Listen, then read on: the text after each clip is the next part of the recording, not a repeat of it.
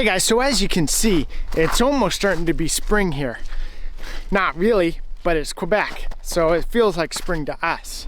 We're at the point where we're even getting tractor ruts in the ground, moving the tractor around. So that means it's almost time we can start using our passive solar greenhouse to start plants and start growing some more veggies. Now, we were out here a couple weeks ago and did a video about the greenhouse and noticed a few things. One of the things is we still had tons of plants dead from last year, so we had to get those cleaned out. So we just threw them outside and we'll move them around later to the compost. And while we were cleaning those plants out, what we noticed is the soil is getting pretty yucky.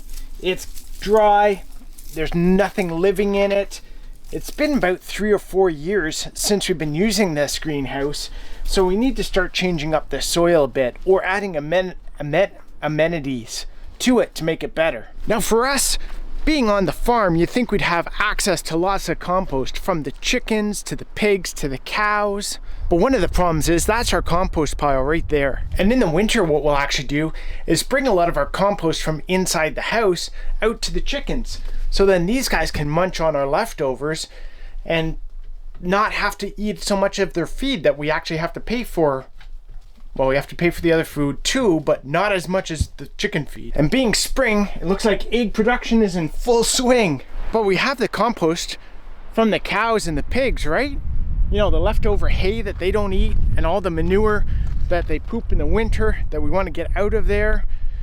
Same with the pigs, everything they poop in the summer. Well, that goes into a compost pile back there in the sand pit. And the problem with that is we only have like a 90-day growing season, and we've tried multiple different styles of compost. We've tried stuff like simple wire baskets that hold all the compost.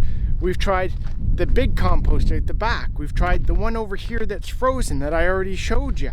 We've also tried just digging holes in the soil and throwing our kitchen scraps in there and letting it compost in the garden. And that helps too, but again, when we're using those kitchen scraps to feed the chickens and the pigs, we don't have that many leftovers to throw into the garden itself. And when your compost pile's frozen or under snow for about 3/4 of the year, it takes that much longer to get it to break down and compost and kill all the weeds inside and make it viable to use the next year or the year after. So this year we went down to the local hardware store and got a whole bunch of shrimp compost. Now the funny thing is because of the time of year, it's only like the very start of March, everything's still under snow. We still got like 90 days before we can even plant outside because of the last frost.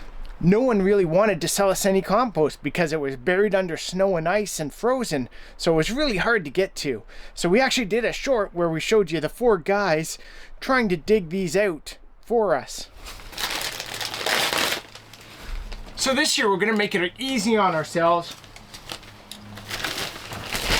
and just spread some shrimp compost in here, and that'll really help jumpstart our plants that we're gonna grow in here this year.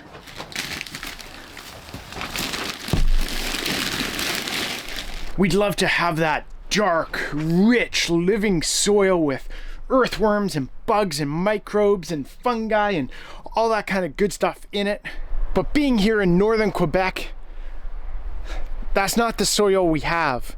We actually have very few earthworms, and they say that bringing more earthworms into this area is actually a bad thing because it improves the soil and makes it difficult for the pine trees to grow, which kind of leaves us in a situation of waiting years for our compost to actually compost. We want to set up like a concrete slab, and then that would heat up the compost, and then we can flip it with the tractor, or we can improve our soil by bringing soil in or compost in from an outside source. The problem using an outside source is it adds up financially. So we'd really love to use our own compost, but really haven't figured out how yet. So if you guys actually have any ideas, be sure to leave a comment and suggest us something to help. Hey guys, if you like this video, be sure to get down here and check out this one right here.